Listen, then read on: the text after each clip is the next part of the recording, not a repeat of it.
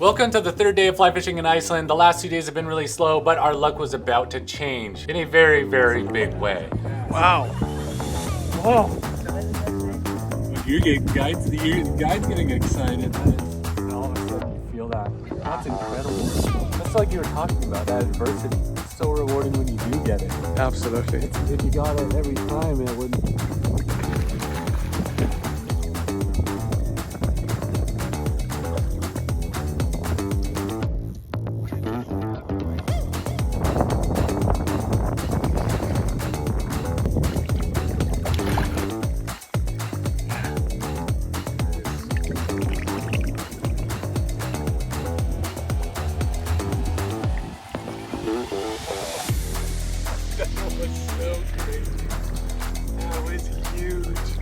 And I landed that one. That was, oh my god, that was so epic. Oh, great. So where are we now? We're by the red. We are by the Red Hills, which is a lava formation that is extremely nice and beautiful. And the best part of it holds big fish. So we're gonna try that one out. That's gonna be exciting. So what would you do if somebody asked you if, let's say, somebody calls you and says, I want to fish in Iceland. I don't know anything about it. Are there bugs in Iceland? What would you say? Well, depends on your life philosophy. If you're bothered by bugs, they're gonna bother you. If you accept it, if you accept they're there, man, you're in heaven. They're not gonna bug you. There are a few. Are they bugging you? Hey Eric, I think it's time for you to eat one. I drank the water out of the river yesterday. One of the biggest surprises to me about fly fishing in Iceland was the amount of bugs that were there. And in Iceland, they don't have hatches like you have in the Western states. They don't have big caddis hatches. They don't have big mayfly hatches. They actually have no mayflies on these rivers. But you do have millions of these little gnats, which get in your nose, in your lungs, in your eyeballs. If you're from Iceland, especially if you're a fly fishing guide, you're totally used to it, but we were not, and it took a long time to get used to. Looks good. Looks good. Let's rig you up. When you tie this up, you cut that foam very specific shape. Yeah. Like it's a big, thick piece of foam, and you cut it the way you want. Same as this one. See? It hangs off better, so instead of hanging off Yeah. this way, it hangs off better? Yeah. They look the same Yeah, it's to me. Yeah.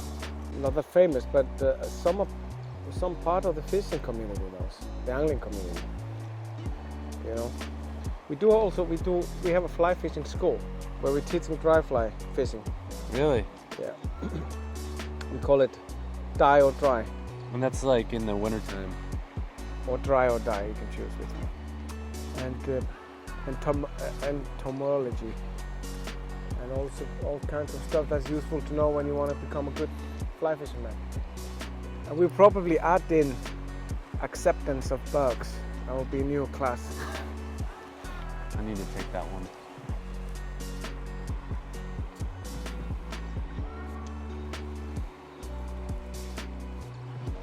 Right? Maybe a little bit above so they can sink. There? Yeah. So when people say they catch fish on squirmy wormies, Yeah. is that this technique, or are they just like... One technique is like this. It tends to be not very cool a way to fish, to use for the purist. But man, gotta do what he gotta do when the river is like this, and if you want to catch. There's also people that only want to do dry flies, and Yeah. everybody of course wants to do that, Yeah. but then I also want to catch fish. Yeah. I mean, 70% of my fishing is dries. 70%. Yeah. Well, that's why you teach the But class then on I it. started cheating, and I started to use droppers under my dry. And then it's not 90% of my fishing is dries and dry droppers. Casting a dry fly on a rising fish is of course optimal.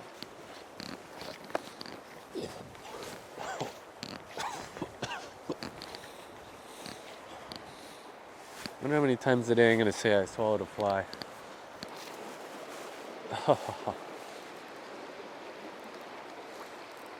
Just go in and get it. All right. But that's what it's like when you see the shots of the bugs like landing on the camera. That's exactly what it's like in my eyes when I'm fishing, because the bugs are crawling on my glasses. So what you're seeing on there is what it actually like looks like for me fishing in the water. But what a difference in today! Like the weather's just been crummy the last week, and today is our first sunny day. It's just unbelievable. It's just like a dream being out. There's not a cloud in the sky. We just fished this one spot just because it's really picturesque, and he said sometimes a big fish kind of holds in here. We're gonna get back in the Jeep, go try another spot. So I've never seen anybody do that. Tie that. No. It's like a really genius idea. When you're streamer fishing, is it critical that that streamer's on the bottom or close to it, or no? It's better if it's close to it. Yeah. But we use a lot of surface streamers as well. When we're searching for fish, we see them coming for them to find spots. Yeah. You good? Yeah. Good. You want me to test it? Test your knot? Yeah, because if it comes off, then I can blame you. Yeah. It's exactly the way it works. With a broken. No way. Yeah. So. See that? I tested it. I actually thought it was on there really good. Now there has to be, because they take some streamers, they can be really violent. On the bottom. No. All right. Let's go below. I always thought it had to be like... You can go in and cast over to the fast current. You'll take it. This looks like such a good spot for a big fish. This section of the river, there's a lot of big fish, but there's not very many of them. And so a lot of times you're just searching. You're fishing very, very slowly and methodically, but you're just searching and searching for those big brown trout. So a spot like this isn't gonna hold a lot of them, but if it does, you do get one, it's gonna be. This is when you see pictures of Iceland, this is what you see. Yeah. Blue skies, and then the green, the blue water, just unbelievable scenery. Yeah. And you're like, oh, it's cloudy today, it'll be fine tomorrow, you know? Yeah. So you see there's a sand in the middle? Now here's that caddis. Whoop. It's under your shoe. Just next to your shoe, it's coming on it. So that's the exact size of a caddisfly that we cut. Okay.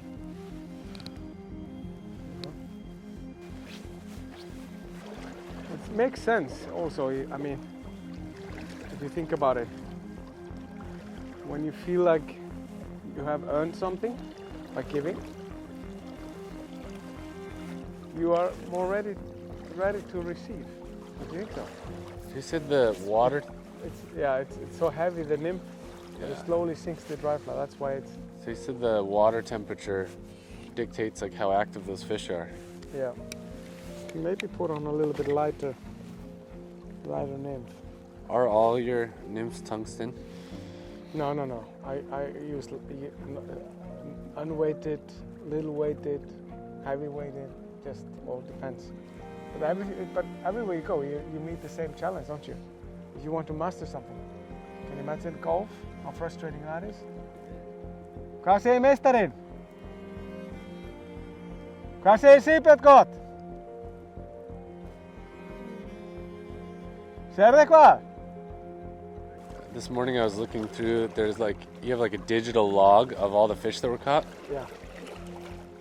And there's a lot of them on the caddis. Yeah. The dry fly. Like a lot. Yeah. And we'll get... Okay. There's one advantage of being tall. You know, and when you wade deep like this, you find out where all the leaks are in your waders that you never knew before you had. And people get caught up in that a lot with flies. It's like, I want you to sell me the 10 best flies for this area.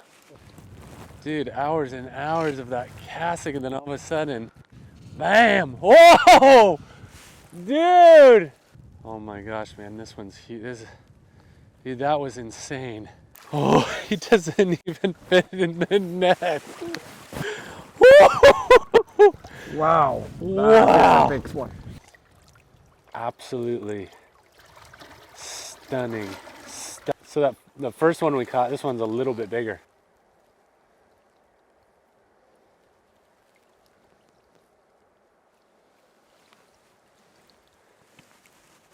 Again, Great. Great. that man. was, oh my God, that was so crazy. That was huge. And I landed that one. That was, oh my God, that was so epic. Biggest brown trout I have, oh my, maybe not ever hooked. I don't know how big that other one was, but I still can't, my hands are like, I was trying to take some video, Yeah. but my hands are like shaking. You know, I'm nervous, but also, look, that's about as excited as I get for me. When the guide gets excited when you get a fish and he says, that's a big fish, and he starts to smile, you know that that fish is going to be Look at that smile. absolutely Incredible. incredible. The colors on that thing were just perfect, like the yellow body on it, Yeah. the spots, just how healthy he was, how he's fighting, you know. And then he released just super healthy into the water. I'm pretty stoic, like my face, and I'm pretty like quiet and stoic, and to see me light up like that. Because you already saw it. And you're just casting and casting and casting, maybe hundreds of times. You set the hook, and then you're kind of, you can feel the fish moving. You know it's a fish, and you kind of have a second thought in your mind, like, it's probably just the bottom, because I've caught the bottom hundreds of times. And you're like, no, I got one. So it takes you a second to really realize you got it. And then you're fighting it, and then you get really nervous the closer it gets, because I had that one that came off yesterday. You're like, please just let it stay on and get it in the net. And then when you're scooping it up in the net, those fish are so big, their heads kind of come like this, and you have to get like their head in there and scoop them up, and they kind of bow in there. They don't just land in there. It's like, I mean, it's like that. That's like that long. Gets in the net, and then take the fly out, get your pictures, and then just as healthy as can be. They just release them. That was, my goodness. That was the coolest fish I've ever seen. Biggest brown trout of my life, by far, hands down. That was awesome. Not by far. The other one you caught half an hour ago was just a little bit smaller than Little this. bit small, close, very close. Yeah. It's interesting, isn't it? Incredible. We got the weather, we got the fish, we got everything now. Except for the last, ca- 2 days of us A cat. Yeah. freezing and rain and frustration and all that. You know, the other thing that is incredible is that this river is so big that you know exactly where to go, because you can see that seam line. Yeah. You know the depth and the seam line and everything. To me, it still kind of looks kind of all the same. We're just kind of out here just in the middle of the river, and you know exactly right there. I mean, if you're fishing anywhere else, maybe you wouldn't be as successful. You know, right, exactly the seam line they're just stacked up on. Yeah. Incredible. So flat and just like slow. Like I would never, if I was on my own, I would skip this whole section. I'd go find some riffle or a pocket or something. This is what we're using. Yeah. Your fly here, a bunch of moss to camouflage it, some more camouflage all the way on the leader, and then all the way onto the tip of the rod all the way down here. I mean, that's probably the super secret. It's a camouflage. Skip it. It's You definitely buy them, blends you in buy with them the in water. special stores. Don't show anybody this. This is our secret. Telling them like I freaked out over like just the smallest thing. It's kind of what I'm known for. Talked about it. But I will tell you, we might find it. You know, the farmer there might find it. So it's not lost yet. It'll just become an artifact. So maybe your next journey will be bringing the drone home, and you come back here next summer and talk to the farmer, get the drone, and Oh yeah. take it a little bit further out. You can come closer here. So the dopamine factor is much higher after you did some hardship. So, and that's how you get hooked. You know, you have the expectations and what you want out of the trip. And today has surpassed everything that I've ever wanted out of the trip. It just I can tell you, there's a Danish show. They're really funny. It's called The Clown. and they are hitting the nail on all kind of society issues and making fun of them. And so the character, his name is Frank. He's talking to his wife about that he doesn't trust immigrants. That immigrants are really shaky people, and his beliefs is really that immigrants are not to be trusted. And then he's outside and his car doesn't start, and he needs somebody to help him to push the car. And there comes an immigrant, obviously an immigrant, comes on a bicycle and stops and says, "Is something wrong? Can I help?" And he said, yeah, thank you. My car doesn't run. And he said, "We just have to push him and get him going." And Frank says, yeah, let's do it. And the immigrant says, "Okay, I jump in the car, you push." and he pushes and pushes, and finally the car starts, and he drives away, the car. And he's like, "I can't believe it. How stupid am I? I put an immigrant in my car." That you don't trust. That you don't trust, and he drives away. But he left his bicycle there, because the immigrant was on a bicycle. So he takes the bicycle and he hops on it and steps on it and completely destroys it. And when he's about to walk away, he hears He comes back. He comes back.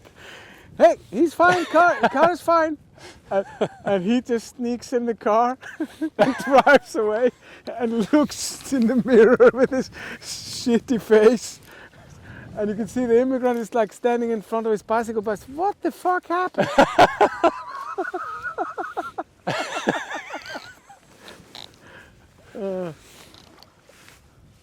That video is gonna go viral. Get this shit out of the river. Disgusting. Looks like a, what do you call those things? Jellyfish. Nobody needs this. The river. Okay, I think we just go. We go to another spot, the final spot. Doesn't that look like a volcanic? Good thing I gave you those waders. If it came out of the cheap waders. We couldn't afford full waders for him. Real waders for him. So he was wearing these. I think one of the things I like about this river, I'm always finding new spots. I'm always discovering a new behavior. He's not here. He was here yesterday. Where did he go? You understand? And I think that's the magic of it. Is he Oh, there? where's that- No, where's he's that in guy? Iceland fishing. And there we go, my third day of fly fishing in Iceland. Hope you enjoyed watching that video. Also, if you're thinking about going to Iceland and you don't know what clothes to wear, what jackets to bring, what the weather's gonna be like, what size of rod, what kind of tippet, what flies basically to use, comment below, and I would love to help you plan your trip. Stick around for the next video in this series because I'm going to go fish for some sea run brown trout. Now, if you don't know what sea run brown trout are, those are different than the resident brown trout like we caught in this video. Sea run brown trout go into the ocean and come back, similar to steelhead, similar to salmon like we have in the United States. But these fish are huge, and one of the fish that we hooked and landed was well over 30 inches. So stay tuned for that in one of these next videos. Hope you guys enjoyed watching this video, and I'll see you in the next one.